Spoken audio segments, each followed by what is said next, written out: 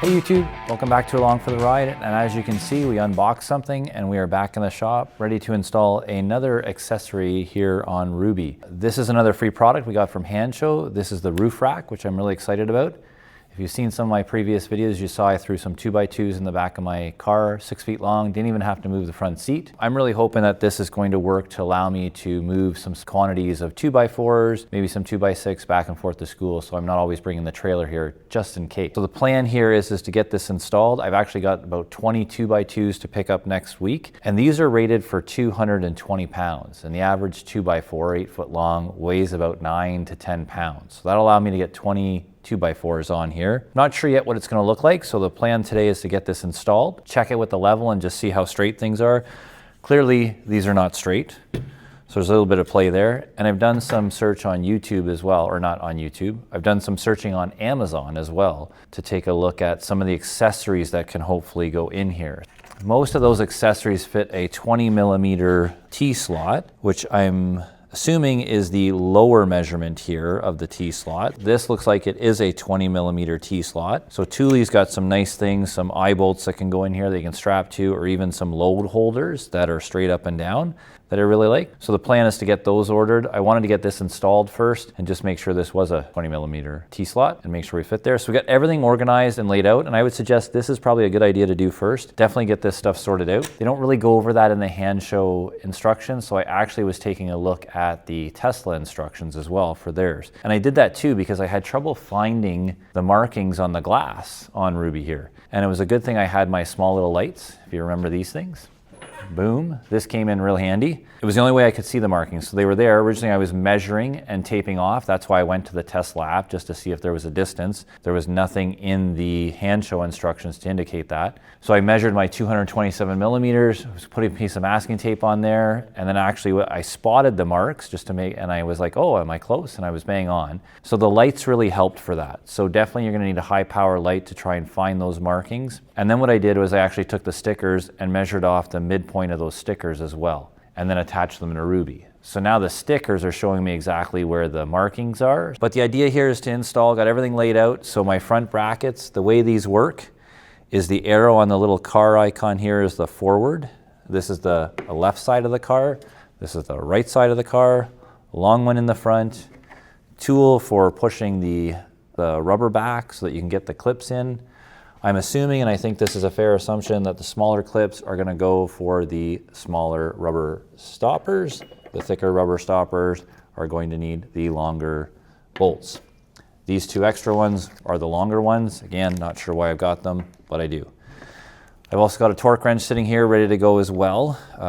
These need to be torqued to like 5-6 Newton meters, which is really only 3.5 foot-pounds, which isn't a lot. But we've got it, we've got the tools, so we might as well do things right, because the last thing we want to do is break the glass. So shouldn't take very long to do this. An easy one-person, possibly two-person job. We're hoping to have Jamie here today, but things are just too busy on the weekend. So we're going to get this installed so that we can post the video for Hansshow. And feel free to use my code if you want to order something. I think this is going to be a really handy tool. Saves me from having to always hook up a trailer. I mean, in the summer it'll be great for the paddleboard as well. We won't have to deflate it and try and find a dry spot to put a wet paddleboard. So let's get to it. So never having done this before, we're going to just do this one by one. See what it looks like when we pull this rubber seal back. Okay, got a little cloth for everything, and I'm hoping you can see this on the camera here. Here's my piece of plastic with the black mark on it to show me middle. So I'm going in here. How different does this look? Then you take your clip. Oh, I see, yeah, so there's a space there it locks into. Oh yeah, okay. Can only go so far, so we'll center that. This is gonna sit on top, like that.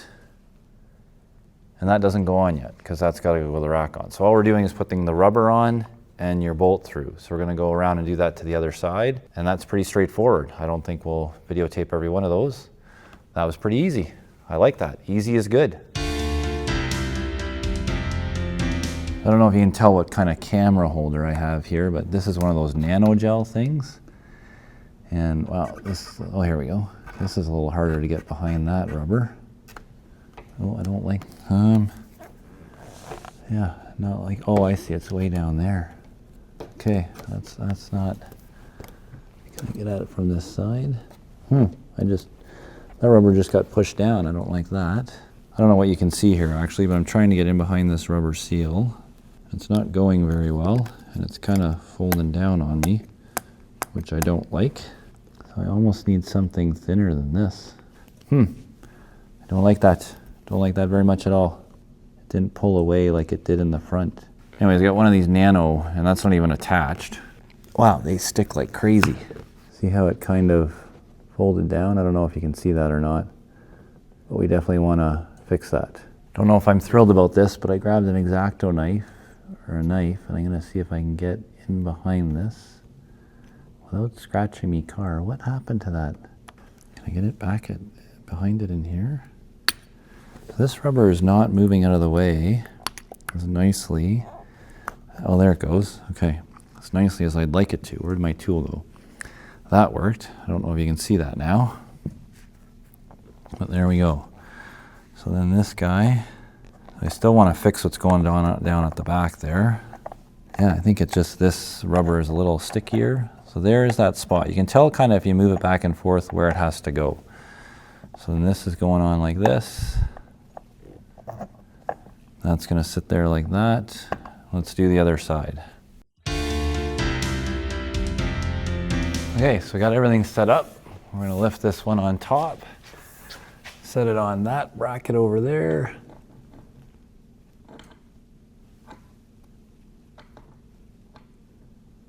Not doing a very good job. Where's the hole? Yeah, it's in there. Okay. So, should be right there. There we go. That time worked like a charm. This over here. Screw those on by hand to start. That doesn't take long to, I think that's grabbed. I think that's twisted actually, yeah. So you want to get them sitting on these brackets properly. This is probably the part most people don't show you because it's not, I don't like the way that's sitting on there. Maybe this is where having an extra set of hands would be helpful too. I just want to get that, there we go, that one's on there now, perfect. Just want to get it started. Yeah, if it's harder than it should be, it's definitely not going on right. Make sure these rubbers line up the way they're supposed to. They definitely lock in place, like once you get them in the spot they're supposed to be. Okay, so I got the Allen key here, I'll tighten them up. You're supposed to tighten them until that thing lines up with the lock. So let's get a key. Let's put the torque wrench on there and just see what 3.5 foot-pounds actually feels like. It's not very much. Okay, so I can go further. You definitely don't want to mess this up because if you do, you're going to crack your glass. Okay, that's going a lot further than I thought it was. It does make a awful sound sometimes.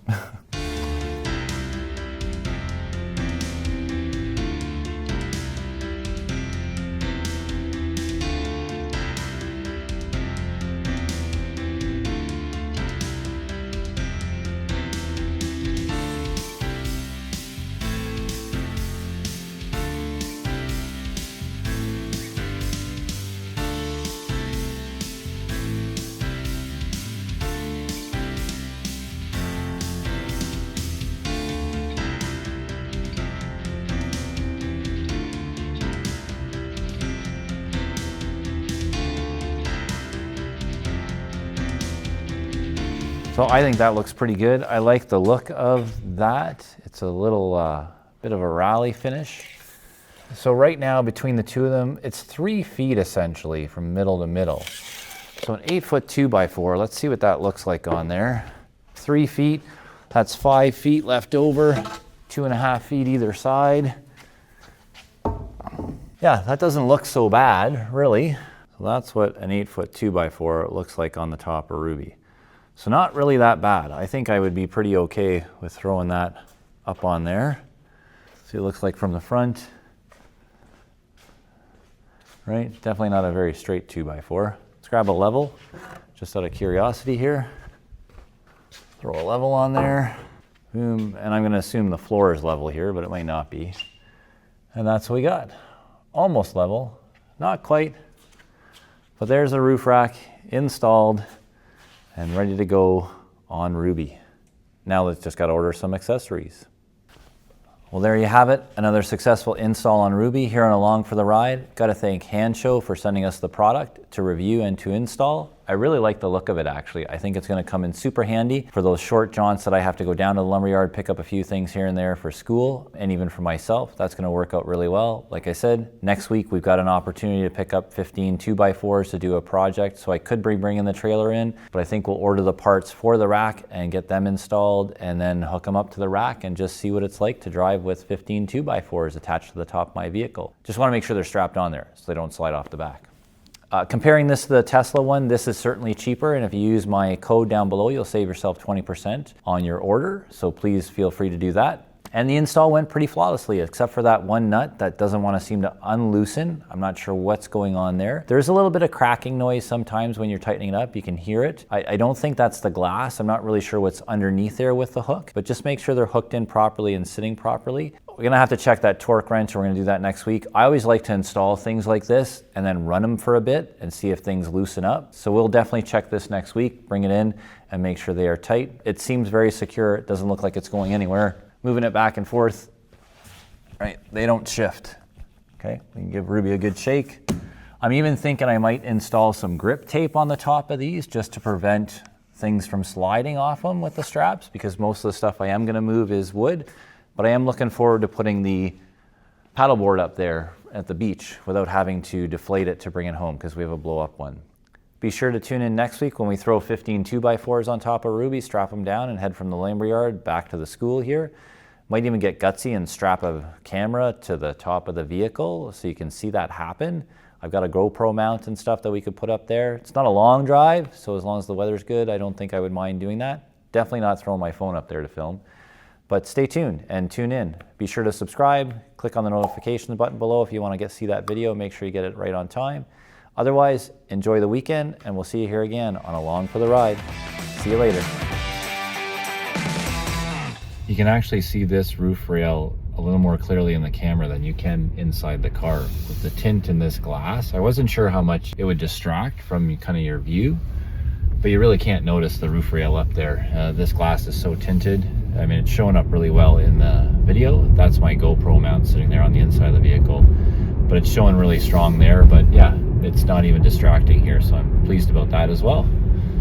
Thumbs up, Hansshow, thank you very much. We'll see how it goes next week when we put some 2x on there.